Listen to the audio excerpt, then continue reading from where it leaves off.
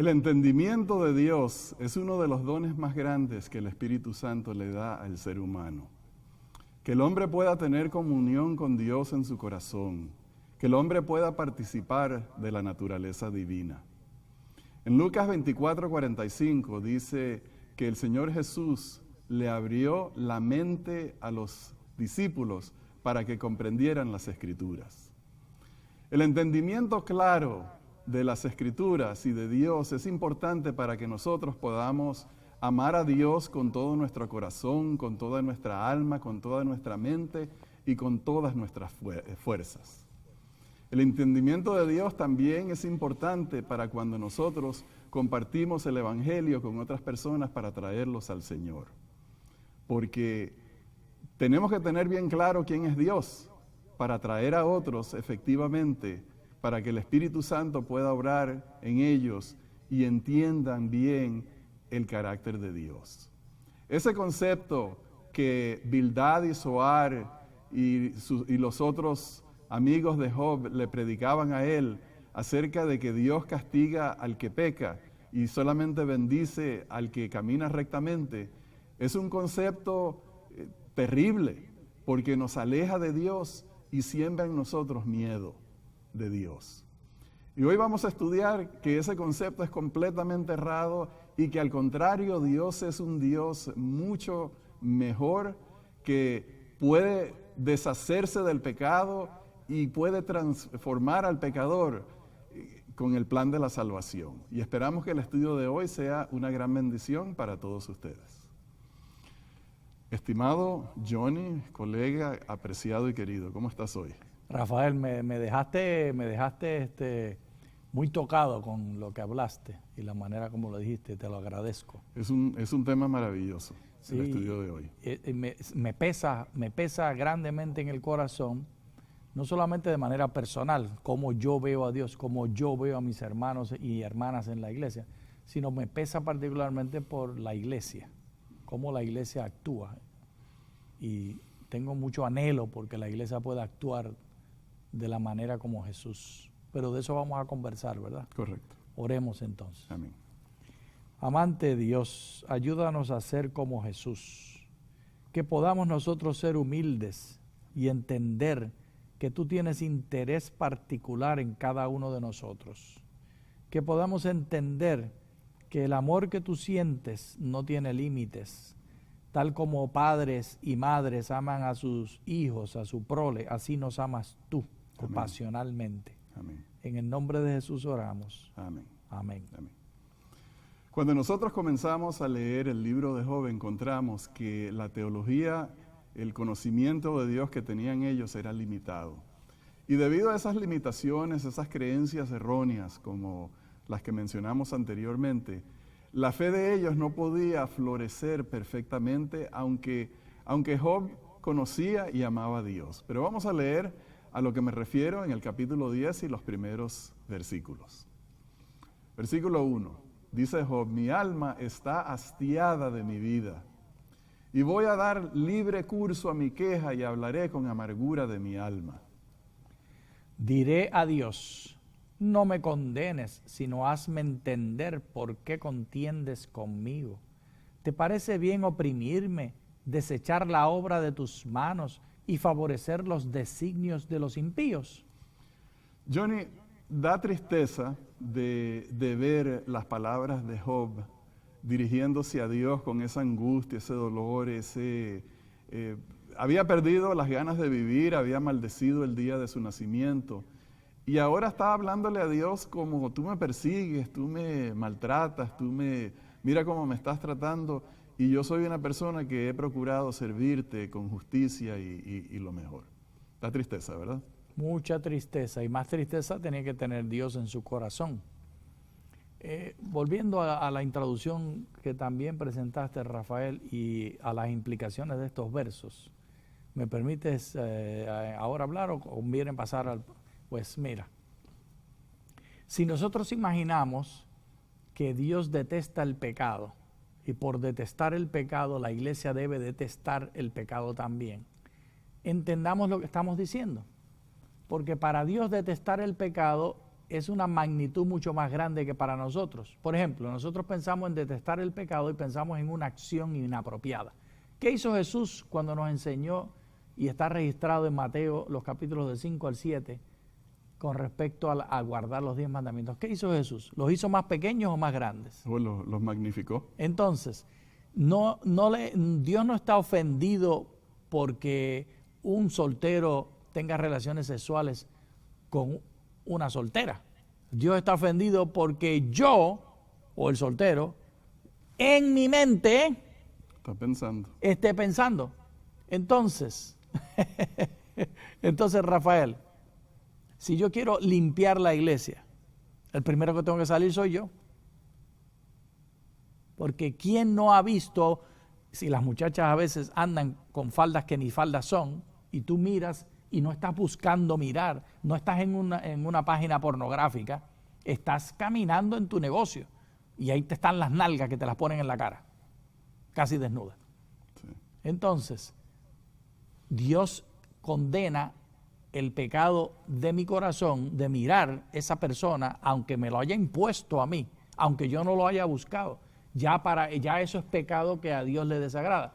Entonces, el punto mío, Rafael, si la iglesia quiere limpiarse de pecado, ¿a cuántos tenemos que sacar?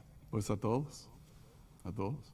Pero entonces, Johnny, está el tema que vamos a aclarar en el estudio de hoy, y es que no entendemos exactamente cómo se relaciona Dios con el pecado y el pecador. Pensamos en esa ecuación de que Dios odia al pecado y por lo tanto castiga al pecado, cuando eso no es la enseñanza completa de la Biblia enseña otras cosas. Pero vamos a leer otro pasaje acerca de la forma como Job se sentía, porque entender el corazón de Dios, el carácter de Dios, es muy importante para que no nos pase lo que le pasa a Job. Vayamos al versículo 5. Job le pregunta a Dios: ¿son tus días como los días del hombre o tus años como el tiempo de los seres humanos? Para que estés al acecho de mi iniquidad y andes indagando tras mi pecado, aun sabiendo que no soy impío y que también podría librarme de tu mano.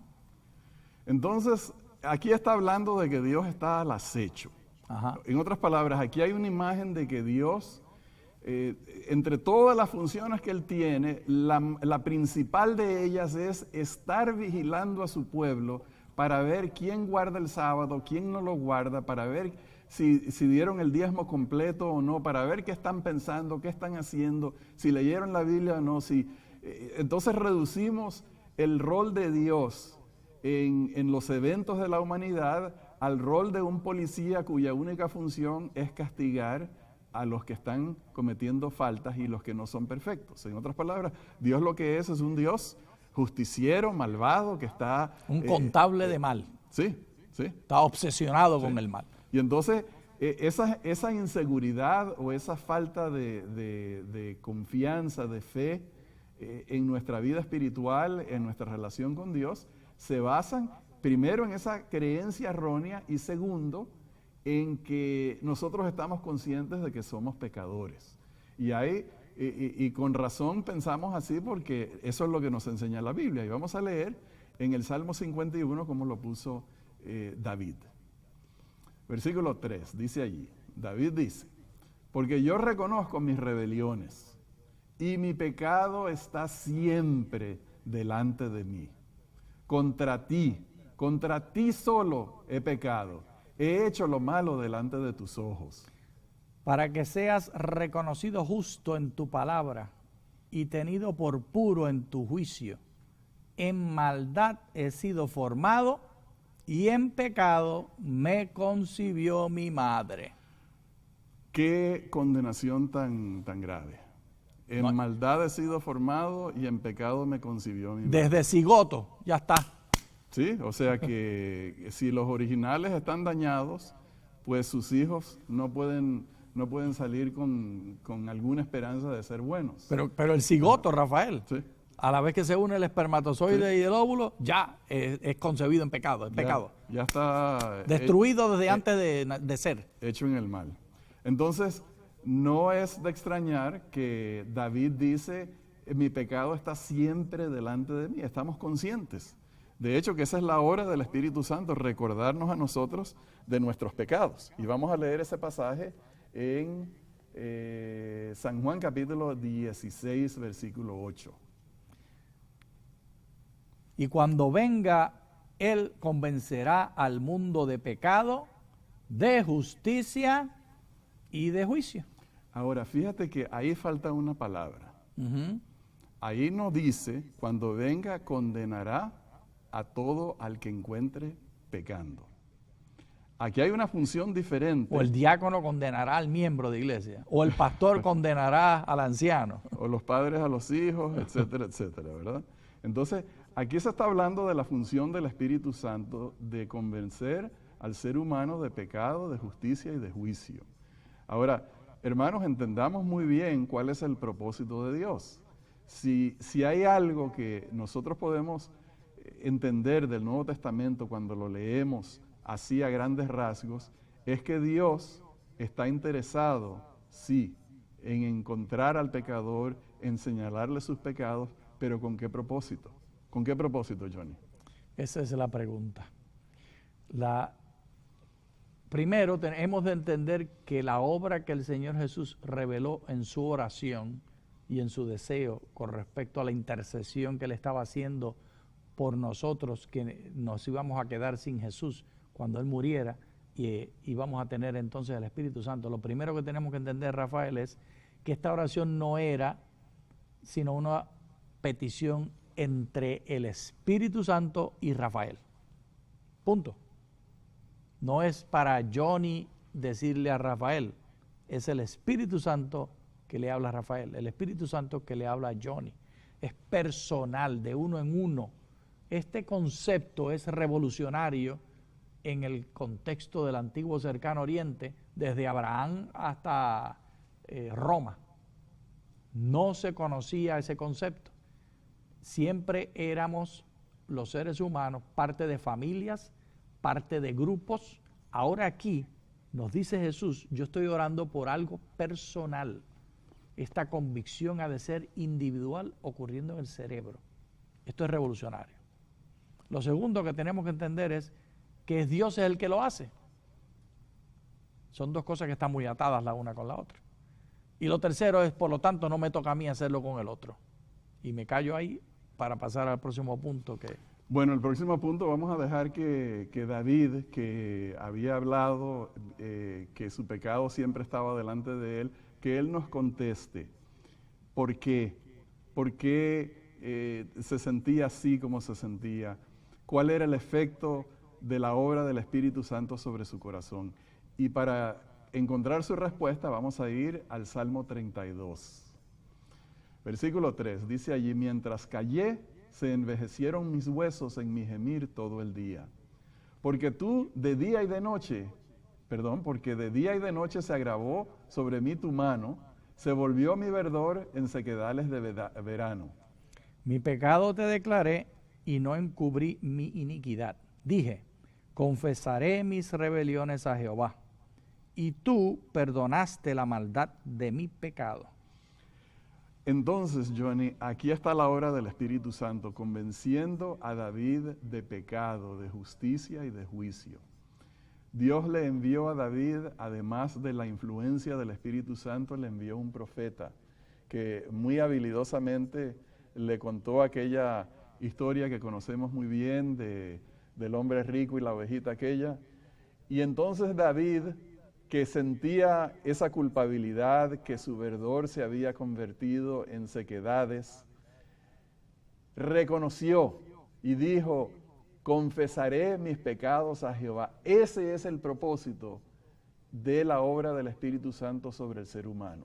Cuando Dios ve al pecador, no ve a un malvado al cual Él quiere castigar y sobre el cual Él se quiere vengar. Él ve a uno de sus hijos que necesita conversión, que necesita transformación. Y el Espíritu Santo obra sobre ese corazón. El Espíritu Santo está buscando cambiar al pecador y santificarlo. Entonces, Rafael, ¿cuál es el status quo? ¿Cuál es la norma? Cuando yo nazco, Nazco sin Dios, apartado, despreciado y sin relación y sin amor y sin Dios tener deseo de verme, o nazco yo en relación con Dios, amado por Dios, nutrido por Dios, y si yo lucho en contra de Dios, me aparto de Dios y lucho y lucho y lucho y abandono a Dios, entonces soy condenado. ¿Cuál de los cuales es el status quo? ¿Estoy en conexión con Dios o estoy apartado de Dios? Bueno, por definición nosotros nacemos apartados de Dios porque fuimos formados en pecado fuimos concebidos, nacemos en un estado de pecado y estamos separados de la gloria de Dios. Pero al mismo tiempo, no basado en nuestra condición de pecadores, sino basado en que Dios es amor. Nacemos bajo el paraguas del amor de Dios. Dios dice, este es un hijo mío, una de mis ovejas perdidas, que tengo que llamar a mi redil, que tengo que rescatar. Pero el Nuevo Testamento nos enseña que Jesús ya pagó. ¿O no fue que pagó Jesús? Sí, por supuesto, él dio su vida en la cruz. Entonces, por causa de lo que Jesús hizo, el status quo es que yo nazco en relación con Dios. Sí. Y Bueno, sí, pero te lo digo yo desde el punto de vista de que basada en la gracia de Dios, en el amor de Dios, nosotros nacemos en condición de pecadores, pero nacemos bajo la gracia de Dios. ¿Pero está la gracia o no está la gracia? Por supuesto que está la gracia. ¿Y la gracia está por algo que yo hago o porque es gracia? Porque Dios es amor. Entonces yo nazco en relación con Dios. Sí. ¿Y o sea, con el amor de Dios sobre mí. ¿Sí? Pero si Dios está conmigo, lo que yo tengo que hacer para perderme es sacarlo. Sí. Entonces el status quo es estar salvo. Sí, pero entonces vamos a mirar este siguiente versículo en Job 1:8 porque nos ayuda a recordar las palabras originales que Dios habló acerca de Job. Vayamos a ese versículo.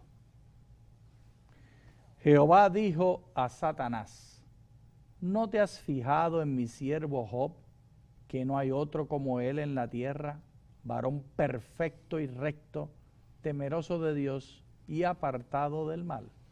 Ahora, Johnny, lo primero que yo quiero decir es contradecir ese versículo en este sentido. Job no era perfecto. Te metiste en camisa de once varas. Sí, pero es importante hacer esta distinción porque ahí dice que era perfecto, pero yo voy a decir que desde el punto de vista humano él no era perfecto. Él era un hombre con defectos. Él tenía entendimientos equivocados de cuál es el carácter de Dios. Él practicaba una teología incompleta y equivocada. Él pensaba que él podía, a través de sacrificios, conseguir el perdón de sus hijos si pecaban. Él pensaba que él merecía que Dios lo tratara bien porque él era... Y que no le pasara nada malo. Exactamente. Entonces, desde ese punto de vista, Job no era perfecto. Pero entonces me quedo callado para decir que sobre mis palabras Dios hace una declaración. Yo lo veo perfecto. ¿Qué quiere decir eso? Entonces, esto no quiere decir las acciones necesariamente, aunque habla de acciones. Son ciertas acciones las que determinan de manera clave. ¿Acepto yo la relación con Dios o no? En otras palabras, los que somos padres podemos entender. ¿Quiere mi hijo? En este caso yo tengo 3 hijos. Tú, Rafael, tienes hijas también. Tienes una hija. Entonces, yo solo hablo de hijos. ¿Acepto yo mis 3 hijos? ¿Acepta cada uno de ellos individualmente tener relación conmigo? Para mí esa es la pregunta, Rafael. Si mis hijos quieren tener relación conmigo, todo lo demás es pecata a la minuta. Yo estoy deseoso y ansioso de estar en relación. Y estoy dispuesto a adaptar, mover. Hay algunas cosas, por supuesto, que no tocaría, que no movería. Pero la inmensa mayoría de las cosas, estoy dispuesto a adaptarlas. Ellos son más importantes. Ellos son más importantes. Y eso es lo que yo leo aquí de Job. Pero entonces vamos a ir a otro ejemplo, Johnny. Y es el ejemplo de David. La Biblia dice de David una declaración muy interesante. Interesantísima, revolucionaria y perturbadora. Que viene al caso, es el mismo caso de Job. Sí, sí, Y peor. es que- No, mucho peor. Sí, correcto. Y me gusta más este caso porque es mucho más fácil explicar que él en realidad no era como Dios dijo que era. ¿Qué fue lo que Dios dijo de David? Que era, y lo está en Lucas, en el sermón del hermano Pablo, está registrado en el libro de Hechos, que lo escribió Lucas, que es conforme, que David era conforme al corazón de Dios. Correcto. Entonces, a eso quería yo llegar. Dios, viendo a David, dice que es un varón conforme a su corazón, pero si nosotros examinamos y recordamos la historia de David, recordamos los pasajes de Salmo 51 y Salmo 32 que leímos anteriormente, recordamos que David no era un varón perfecto en términos humanos y absolutos, porque él era un pecador, él era una persona que podía ceder a la tentación de la concupiscencia y podía crear en su mente complots para asesinar, para tapar sus pecados, para robarse a una mujer, o sea, unas cosas bien feas, pero Dios dice, conforme a mi corazón. Y aquí algo interesante, yo he escuchado, cuando he tenido esta conversación con otros en clase y en otros contextos en iglesia, personas que dicen, no, es que eso se refiere de que él era perfecto conforme al corazón de Dios, después de arrepentirse, después que se arrepintió. No es cierto, Rafael, porque si lees el último evento de la vida del hermano David, ¿cuál fue? Mandar a matar a gente. Y de manera malévola, porque le dice a su hijito Salomón, mira nene, yo no lo maté porque le prometí no matarlo, pero tú no hiciste la promesa, tú mátalo. Y que no dejes que la cabeza de esa persona se recueste en su cama el día que yo me muera, que muera el mismo día que yo. Mira a ver si eso no es poca vergüenza o no. Sí. Bueno, pero entonces, ¿en qué sentido? Dios puede decir, este es un varón perfecto y justo, este es un varón conforme a mi corazón. Vamos a dejar que Pablo nos explique eso. Vamos a ir al libro de Hebreos, el capítulo 10 y el versículo 14. Porque con un solo sacrificio ha hecho perfectos para siempre a los que está santificando. Bien, Johnny, entonces encontramos aquí que la palabra perfecto, conforme a mi corazón, no describe la condición y el comportamiento de un ser humano, sino que es una declaración de Dios. Sí. Dios dice, Él es perfecto. Sí, y hay dos acciones humanas de recepción de esta declaración de Dios, porque Dios no obliga a nadie, obliga a Dios a la gente a aceptar esta justificación. Pero no me preguntes porque ya lo contestaste. Sí. Dios no obliga a nadie. Okay. Entonces, Dios que no obliga a nadie busca dos características en las personas que son las que David tenía par excelencia, además de mucha poca vergüenza: humildad y pasión por Dios. Y las dos cosas las demostró David en su vida una y otra vez.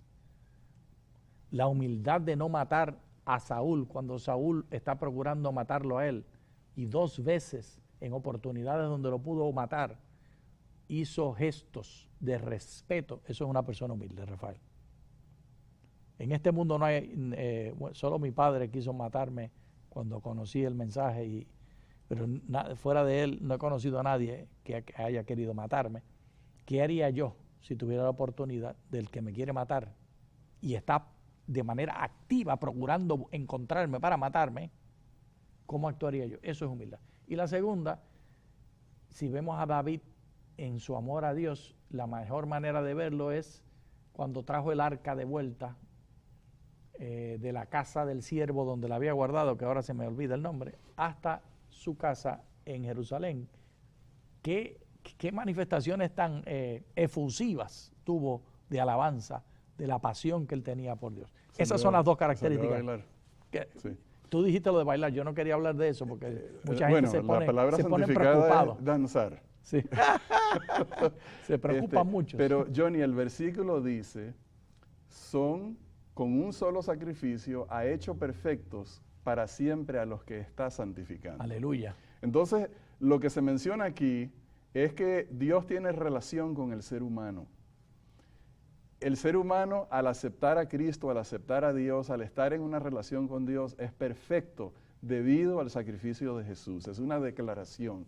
Pero Dios reconoce que tiene que santificar al ser humano. Dios está trabajando con nosotros. Y por eso que es claro, es necesario entender que el carácter de Dios, el corazón de Dios no es de encontrarte a ti y a mí pecando para castigarnos, sino de encontrar el pecado en nosotros para santificarnos. Y esa santificación a veces incluye o implica que Dios nos va a dejar sufrir las consecuencias de nuestros pecados y nos va a dejar sufrir las consecuencias de los pecados de otras personas en nuestras vidas como parte de nuestro proceso de santificación. Así que cuando a Job le pasó algo malo en su vida, Dios estaba obrando en él algo positivo. Dios estaba convirtiendo la mala experiencia de él en mayor entendimiento y mayor comunión con el Señor, como en efecto vamos a leer cuando lleguemos al capítulo 40, 41, 42, por ahí, donde Job confiesa, le responde a Dios sus preguntas. Antes de pasar del versículo, porque me parece que ya ibas a pasar, si podemos volver al texto de Hebreos 10, ¿sí? Leamos nuevamente, porque con un solo sacrificio ha hecho, esto es un pasado, ya estamos hechos perfectos, para siempre, por si alguien no lo entendió que era pasado, te lo dice, para siempre, a los que está santificando. Entonces, Rafael, mi santificación, el proceso no es, yo soy imperfecto, me estoy santificando, soy imperfecto, llego a la perfección, ahora soy perfecto y estoy santificado. No, soy perfecto desde el primer paso, o creemos el texto o no lo creemos. Sí. Soy perfecto aún cuando caigo y peco. Exacto. Porque todavía estoy en esa relación con Dios. Exacto. O sea, lo que tenemos que entender, Johnny, pienso yo, es que Dios se relaciona con nosotros no en base a lo que nosotros hacemos, sino en base al plan de salvación que Él tiene para nosotros. Y en conducta humana en base a la dirección en la cual estamos caminando, el También. deseo que tenemos. Sí. El camino a Cristo, lo dice, ahora lamentablemente no tengo el texto, no creo que lo tengo aquí, pero el camino a Cristo lo señala que Dios no nos está juzgando por acciones individuales, sino por la tendencia del corazón y el camino en el cual nos dirigimos. Eso cuadra perfectamente con este tema. Si somos de Cristo, si nos hemos entregado a Dios, no quiere decir que estamos libres de pecado, pero quiere decir que somos declarados perfectos, que estamos en una relación de santificación con Dios. Jesús dijo que ninguno de los que Dios les dio a Él, refiriéndose a nosotros, lo perdió. Jesús no nos va a perder, Jesús va a continuar santificándonos. Es más difícil perderse que salvarse. Sí. Okay. Bien, queridos hermanos, los invitamos para el tema de la próxima semana que se llama Indicios de Esperanza. Dios los bendiga. Muchas gracias.